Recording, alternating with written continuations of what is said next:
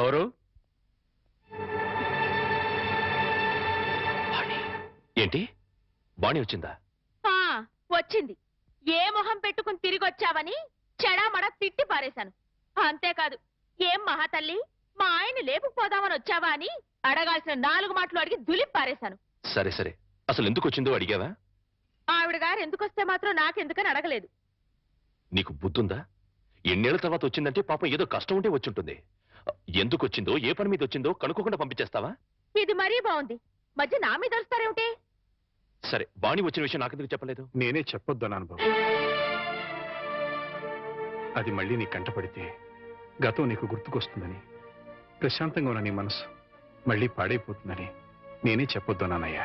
మామయ్య, పోనీ వాణి ఎక్కడుందో తెలుసా? మా ఇంట్లో ఉంది. ఇంతకు మునిపే మా ఇంటికి వచ్చింది. ఎప్పుడు కళకళలాడుతుండే ఆ మొహంలో కళాకాంతులు లేవు. మనసులో పశ్చాత్తాపం, మాటలో పశ్చాత్తాపం, ముఖంలో పశ్చాత్తాపం. తను చేసిన తప్పును తలుచుకుని కుళ్ళి కుళ్ళి ఏడుస్తోంది.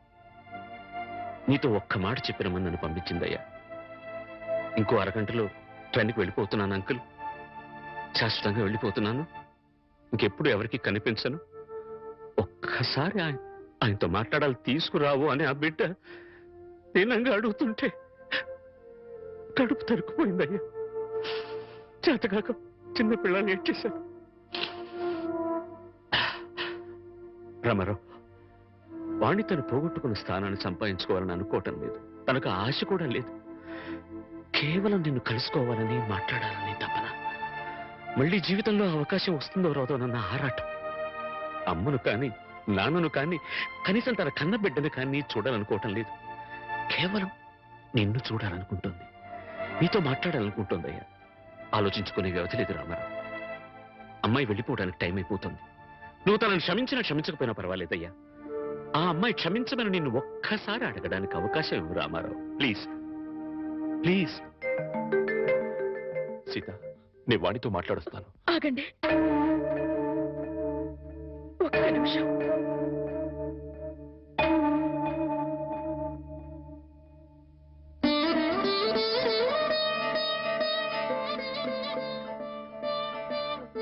ఆడవాళ్ళు ఎవరొచ్చినా పసుపు కుంకుమ పెట్టి పంపడం ఈ ఇంటి ఆనవాయితీ. ఆవిడ మీకు చేసిన ద్రోహం గుర్తొచ్చి కడుపు మండి తిట్టొచ్చాను. ఈ చీర పెట్టి వీడుకోలు చెప్పిరండి.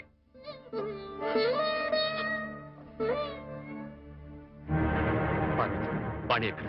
ఆ గదిలో ఉంది. వెళ్ళిపో.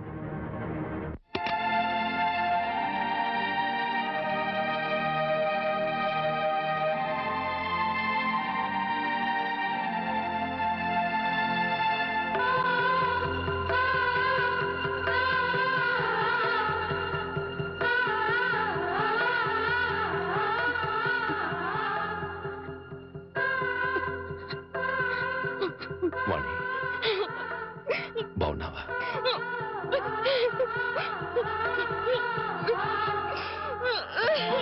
వాణి, వాణి, ఏమిటిది? ఇలా కొంచెం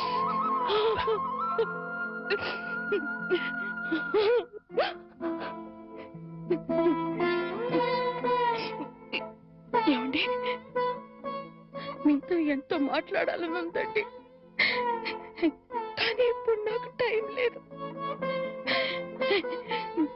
నేను చెడిపోలేదండి, ఒట్టండి. ఎవరు నమ్మినా నమ్మకపోయినా నాకు అనవసరం. మీరు ఒక్కరు నమ్మితే నాకు అదే చాలండి. నమ్ముతున్నారు కదా? నమ్మకపోతే నిన్ను చూడటానికి వచ్చేవాడిని కాదు. చాలండి, ఇప్పుడు నాకెంతో తృప్తిగా ఉంది. ఏమండి, ఎవరూ లేని ఒంటరి దాన్ని అయిపోయానండి. వెళ్ళే ముందు ఒక్కసారి మీ ఒళ్ళో పడుకుని నాకు మీరున్నారనే తృప్తితో వెళ్ళిపోతానండి. ఒప్పుకుంటారు కదా?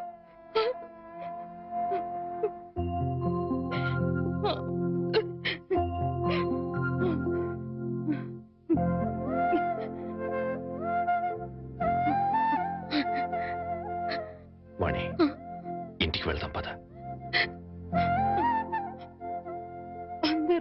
లేచిపోయిందని నిందలు వేసిన అవేమీ పట్టించుకోకుండా మళ్ళీ నన్ను మీ జీవితంలోకి ఆహ్వానించే పెద్ద మనసు మీకున్నా వచ్చే అర్హత నాకు లేదండి. కార్లు, బంగ్లాలు, నగలు, కోట్లు కావాలన్న పిచ్చిలో వాటన్నిటినీ మించిన మిమ్మల్ని వదిలి వెళ్ళిపోయానండి. నా జీవితాన్ని నేనే నాశనం చేసుకుంటాను.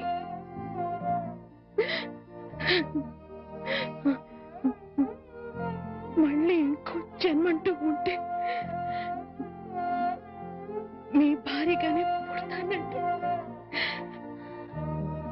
ఆ జన్మలోనైనా అందరూ మెచ్చుకునే భార్యగా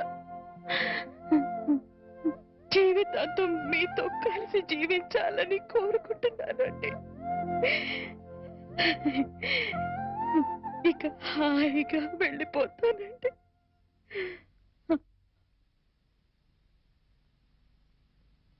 పిచ్చిదానా, ఎక్కడికి వెళ్ళిపోతావు? అప్పుడు ఇప్పుడు ఎప్పుడు నా హృదయంలో నీ స్థానం ఒక్కటే. పదమన్నిటికి వెళ్తాం, అక్కడ అందరూ కలిసి ఉండొచ్చు. సీత నేను ఒప్పిస్తాను అన్నట్టు సీత నీకు చీర పంపించింది. ఇదిగో చూడు వాణి, సీత నీకు చీర పంపించింది వాణి. వాణి వాణి వాణి